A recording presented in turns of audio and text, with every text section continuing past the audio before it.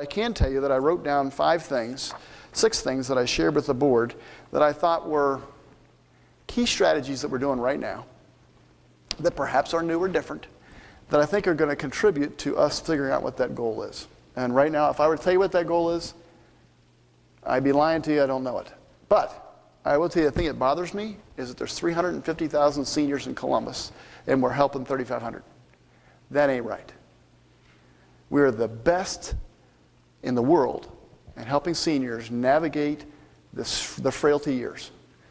So if you take those 350,000 and call 50,000 of them frail, probably a pretty good guess, from 79 and above, every one of them should be calling us first, every time. And we should help them, every time. It's like being a service coordinator for that person and they don't live on our campus. We should do that. Whether we make money or don't, we shouldn't. That's part of what I daydream about. But what I told the board, I thought that these 5 things would be key in the next year. Probably won't stop in a year. I'm trying to build a goal, but the first one is reinventing healthcare service delivery.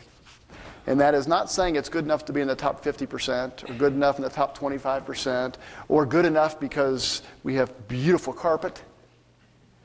We want to measure what we do and put out scorecards.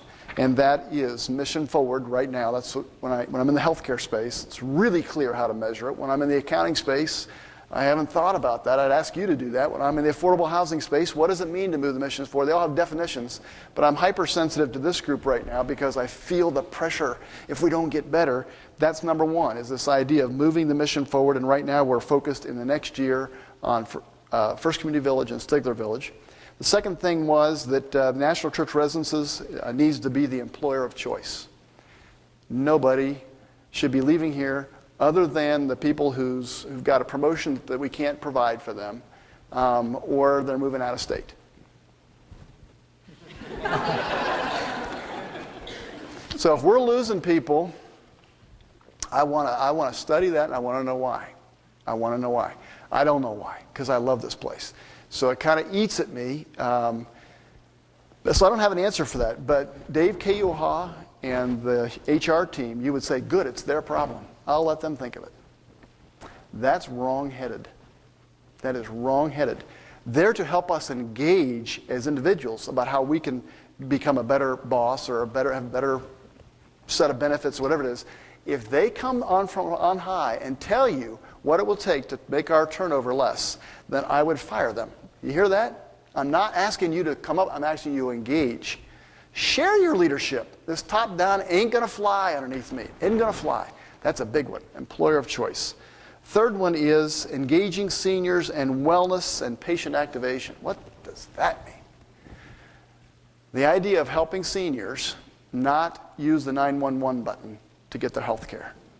We got in Central Ohio 4,600 seniors living with us right now, and we are trying to engage them in self-care of their health situation, help them be aware of the dangers they're in, help them get to the doctor, help them take their medicines, help them. And the tool that we're using is something called Care Guide.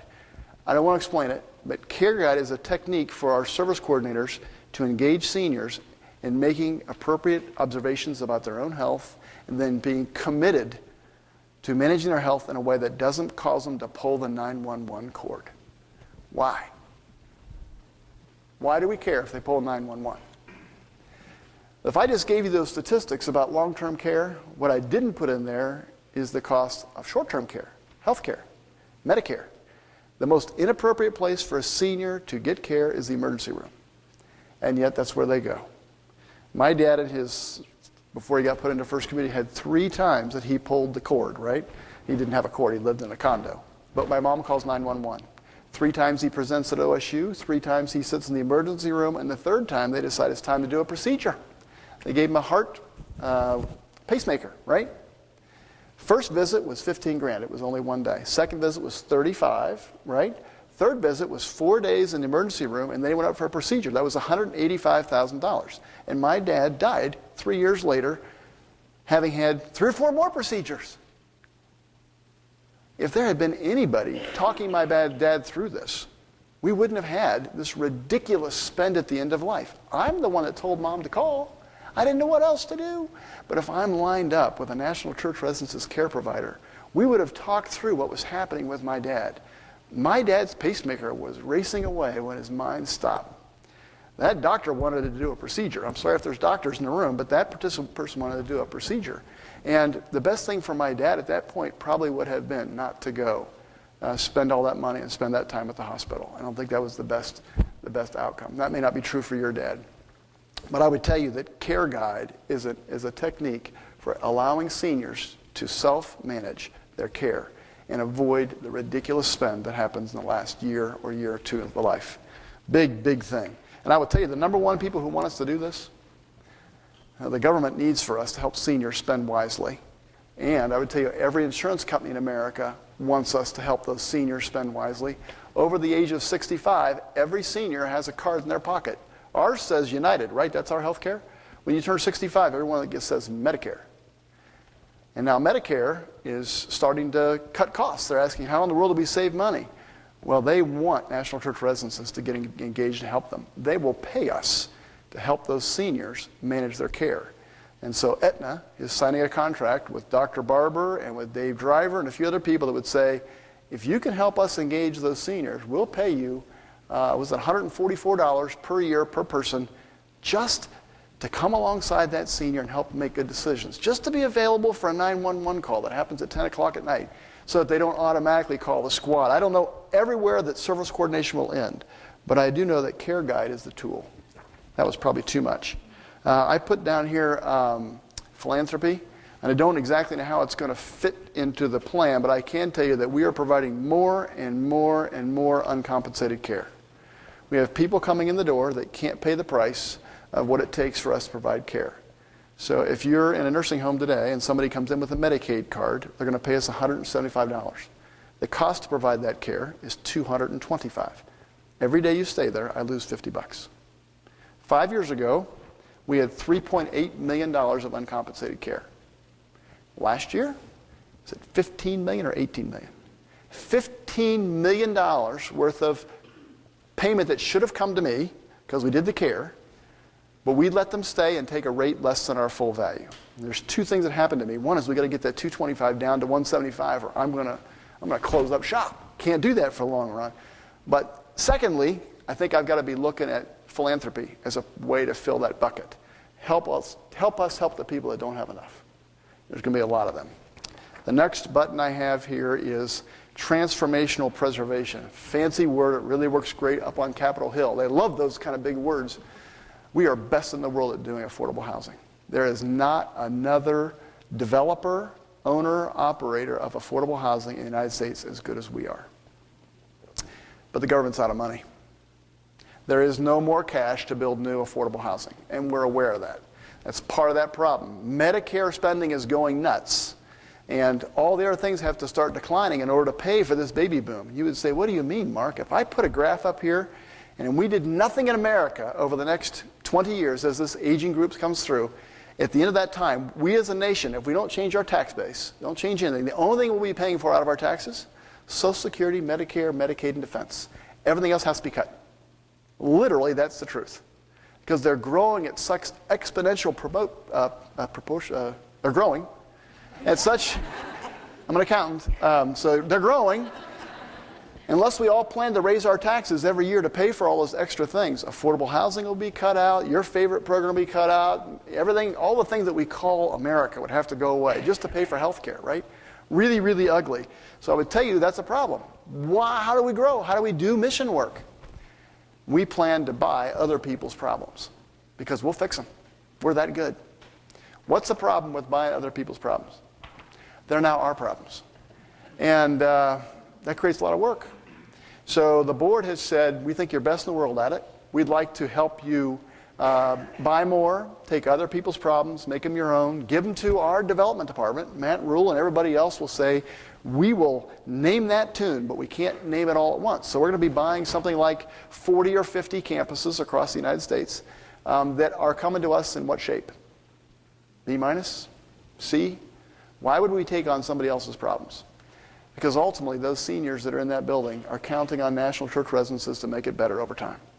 And it's a really great opportunity. It's the only way we're going to grow is to buy other people's problems. So the Affordable Housing Investment Fund is other people saying, we'd like for National Church Residences to do more. And it hasn't been announced, but you're hearing it now for the first time. Morgan Stanley has given us $50 million to go do that. A brokerage firm. Literally, we're putting in $10 million. They're putting in $50 million, or we're putting in $5 million. Who knows that? $5 and $50. $55 million to go out and buy these 50 campuses. Why would Morgan Stanley give us that money?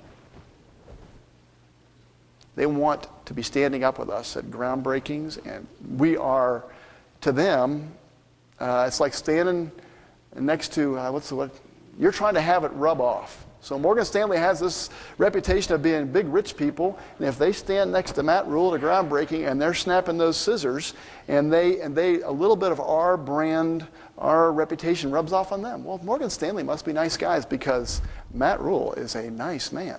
So that's part of it. Is that the reason they did it? Yeah, may not be Matt, maybe it's Katie. I don't know who it is, but that idea of being associated with National Church Residences, they want to do good. And you know where that $50 million is coming from? This will stun you.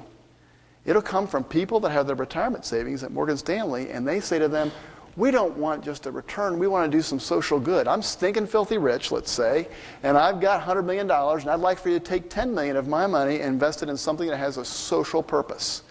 They have investors that want to do that. In other words, this is as close as you get to charitable giving in America, I guess, because we're not very philanthropic anymore. But these are people that really want to do good. Morgan Stanley found them. They found us. They have $500 million to invest, and they gave us 50 of it. And what are you thinking? Yeah, and I want 50 more, don't you? The competitive part of me says I want all 500 million, right? So the Transformational Preservation is now called the Affordable Housing Investment Fund. They're giving us money, and our only promise to them is that we give them their money back in 7 years plus 5%. Just 5%. That's very good. Are we done? Yes. Is that my last one? You want to wrap up? I had one more, but... Go ahead. Can I? Yes. Okay. You don't look bored. Is anybody sleeping? How are we doing? The last one I put down here is, I'm going to call it brand awareness, but that's a silly name, and that is every place in the state of Ohio, when you think about a senior who has now hit a frailty stage, and their family member is beginning to think about, what do I do? I want everybody in the state of Ohio, Columbus initially, but over time the state of Ohio to be thinking, just call National Church Residences. We'll call that brand awareness. It began with all of us using the exact same name on our buildings, our buses, our business cards. That began. But right now we fumble the phone calls when they come in. Poor old Pat Crayer, she's just killed. Is she here today? She's probably over there. She's dying right now, right? Getting another phone call. What do I do with this phone call? I'll send this one to Dave Cayuha. This one goes to Joe Whiteman. This one's going to go to Jackie Nickel. I don't know what to do with them. Too much. So the idea is to make ourselves brand aware. Everybody thinks of seniors. They think of us. So some campaign dollars, and when that phone call comes in, then we don't fumble, right? Now, does that mean what you're doing is not important to me? Heck no. This is just things that I would say that if we worked on these initiatives, that this would make us better when we set the big, hairy, audacious goal. Whatever that thing is that we're going to call our future, I really feel like these are key things to work on. Okay, that's